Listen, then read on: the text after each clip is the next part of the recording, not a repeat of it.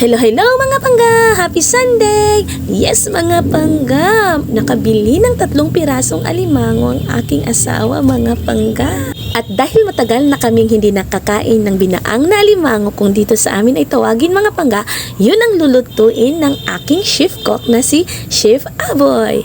Sobrang napakasarap nito kung namaluto na mga pangga, kaya nga't excited na ang person. Subalit napaka-proseso nitong gawin mga pangga, pero don't worry kasi andyan si Chef Aboy, siya na ang bahala dyan mga pangga. At andito naman ang kanyang assistant, lang iba kundi ang inyong lingkod mga pangga, quick tour pala sa aming matubig na paligid. Hello mga pangga, sabi raw ng aming mga alagang pato, pabo at manok mga pangga.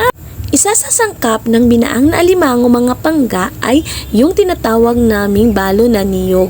So ito yung kinukuskus ko. Kailangan lang mga pangga na ihiwalay ang katawan ng alimango sa kanyang bahay. Pagkatapos yung mga lamang loob niya mga pangga ay ihahalo lang natin sa mga pampalasang i-prepare namin.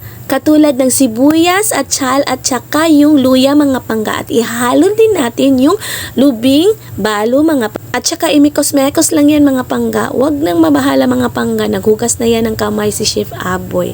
At pagkatapos mamekos-mekos ni Chef Aboy yung mga sangkap mga pangga, ay ilalagay na ulit ito sa bahay ng alimango at saka yung sa katawan niya. At pagkatapos ay pagdudugtungin siya muli.